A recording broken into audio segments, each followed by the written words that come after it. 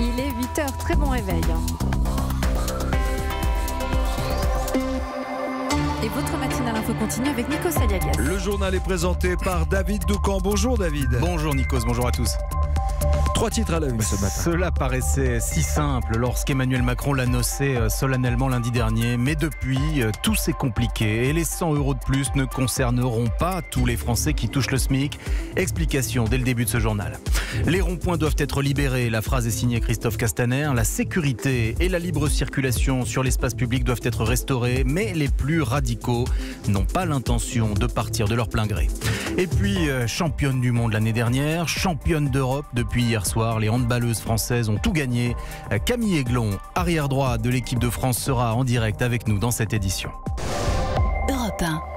Le salaire d'un travailleur au SMIC augmentera de 100 € par mois dès 2019. La formule avait le mérite d'être claire. Elle est signée Emmanuel Macron, c'était lundi dernier. Mais ce matin, le Premier ministre entre dans le détail. Édouard Philippe, dans une interview aux Échos, précise que ce gain de 100 € passera par une hausse de la prime d'activité, on l'avait compris.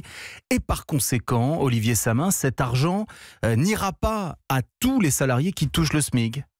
Et non, à la moitié seulement. Car le choix finalement retenu par le gouvernement, c'est de passer par la prime d'activité que versent les caisses d'allocation familiale aux travailleurs modestes. Or, cette prime d'activité, elle est attribuée non pas en fonction de votre seul salaire, mais en fonction des revenus de votre foyer. Si vous êtes en couple avec quelqu'un qui gagne bien sa vie, vous avez beau être payé au SMIC, vous n'aurez pas droit à la prime d'activité et donc vous n'aurez pas droit aux 100 € de plus par mois. Alors, qui les touchera ces 100 €? 3 exemples. Le célibataire sans enfant qui gagne le SMIC, lui, c'est sûr. Et même celui qui gagne un peu plus que le SMIC, jusqu'à 1560 € net par mois. La personne qui élève seul un enfant et dont les revenus vont jusqu'à 2000 € net par mois, elle aussi touchera les 100 € supplémentaires. Le couple avec 2 enfants qui gagne jusqu'à 3000 €, là, si les 2 membres du couple travaillent, chacun touchera 100 € de plus par mois.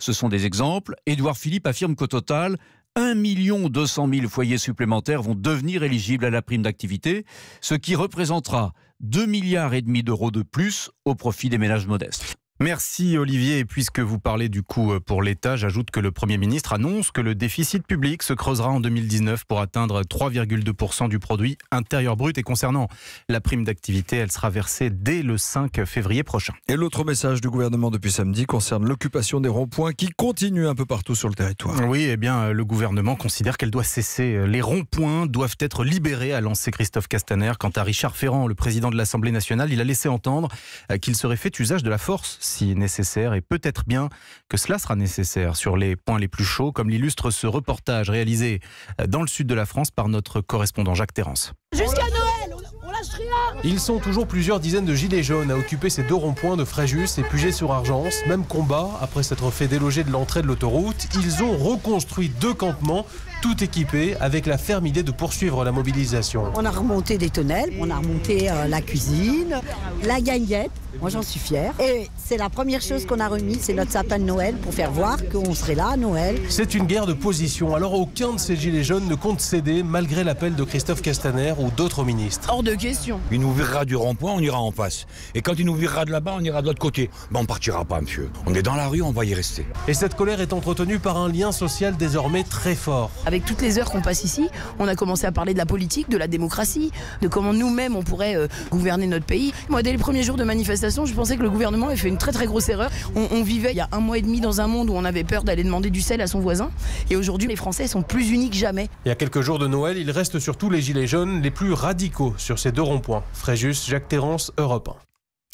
Et l'invité d'Europe 1, 8h15, le secrétaire général de la CFDT, Laurent Berger, répondra donc aux questions d'Audrey Crespo-Mara. J'ajoute, Nikos, que 2 barrières de péage de l'autoroute A51 ont été la cible d'incendiaires cette nuit dans les Alpes de Haute-Provence. Ce sont les informations recueillies par Guillaume Bier d'Europe 1. Les gendarmes ont arrêté 4 suspects en flagrant délit. Ils sont actuellement en garde à vue. Les handballeuses françaises nous rendent heureux. Elles ont tout gagné, le monde l'année dernière, l'Europe hier soir.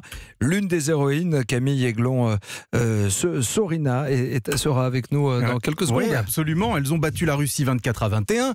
Et sur les 24 buts, Camille Aiglon, arrière droit, en a marqué 2. Vous êtes en ligne avec nous. Bonjour. Bonjour. Alors, d'abord, Camille Aiglon, bravo. Mais surtout une question, est-ce que vous avez fait la fête cette nuit ? Un petit peu, ça s'entend. Ça sûrement s'entend. un petit peu, ma voix. Mais oui, la nuit a été courte. Oui, vous vous êtes couché quand même. Oui, on s'est couché quand même. Pour être en forme, pour être avec vous, bien entendu. En tout cas, ce que vous avez partagé hier avec le public, même pour tous ceux qui ne connaissent pas nécessairement le handball, c'est la détermination. Parce que même après la disqualification d'Alison Pinault, vous êtes resté concentré. Vous avez distribué votre jeu et passé à l'offensive. Il faut beaucoup d'entraînement pour arriver à cette maîtrise. Oui, je pense qu'on a vraiment fait preuve de maîtrise et puis en fait la disqualification d'Alison, ça aura été peut-être encore plus un déclic pour ajouter la détermination dans ce match-là. On s'est dit qu'on laisserait pas cette injustice-là nous empêcher de soulever le trophée et on voulait le faire en plus pour Alison qui pouvait plus participer avec nous. Donc je pense qu'au final ça nous aura peut-être encore plus galvanisé tout simplement et je pense que ça a réveillé Bercy qui était déjà bien chaud mais ça a achevé le travail, on va dire. Alors Camille Aiglon, Sorina, cette victoire vous offre un ticket direct pour les Jeux Olympiques de 2020. Vous êtes parmi les joueuses les plus expérimentées, vous aurez 35 ans en 2020. Est-ce que vous pouvez nous dire aujourd'hui si vous ferez partie de l'équipe pour les Jeux Olympiques? C'est beaucoup trop loin. C'est vrai que cette qualification pour les Jeux Olympiques, c'est la cerise sur le gâteau et une grosse cerise parce que c'est toujours une mission très compliquée de se qualifier pour les Jeux Olympiques. Est-ce que vous en avez envie?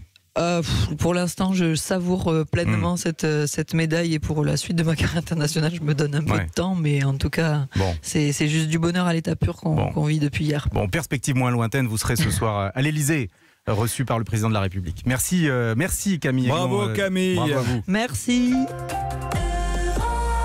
La suite du journal avec David Doucan et le dossier Alexandre Benalla qui s'alourdit. Oui, l'ex-collaborateur de l'Elysée a de nouveau été mis en examen pour des violences en marge du défilé parisien du 1er mai. Cette fois, au Jardin des Plantes, peu avant l'affaire de la contrescarpe. C'est ce qui ressort de l'audition d'Alexandre Benalla devant les juges d'instruction le 29 novembre dernier.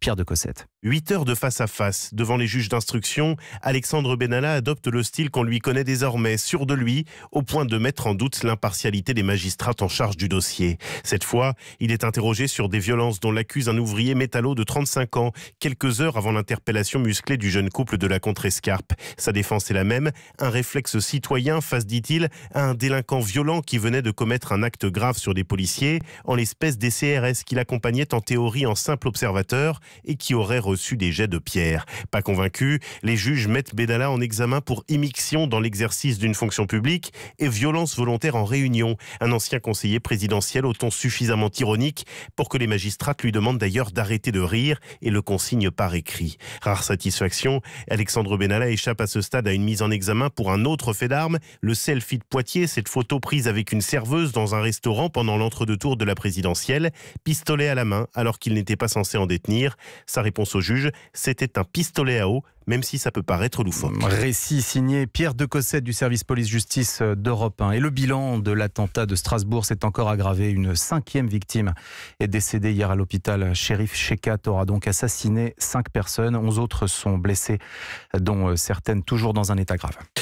Noël, c'est dans 8 jours et vous allez peut-être être surpris. Parmi les cadeaux les plus populaires, il y a toujours le bon vieux CD et DVD, ça marche. Oui, c'est vrai qu'on a l'impression que la musique, les films, les séries se consomment aujourd'hui de manière dématérialisée sur des plateformes numériques. Eh bien, sachez que les coffrets en dur se vendent toujours très bien pour les fêtes. Explication Mathieu Charrier. Chaque année, au moment de Noël, il se vend encore 12 millions de DVD, 7 millions de CD, selon l'Institut GFK, loin devant les jeux vidéo, par exemple. D'ailleurs, il suffit de se rendre dans un magasin Cultura ou Fnac pour constater que ce sont encore ces produits qui sont les plus mis en avant. Les clients se laissent tenter. Là, j'ai la série Versailles qui est passée sur Canal+.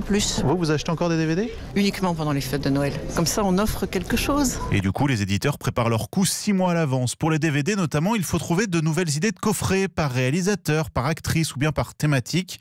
Sony a par exemple sorti un coffret Le cinéma au féminin. Prix moyen, une 30aine d'euros pour une dizaine de films.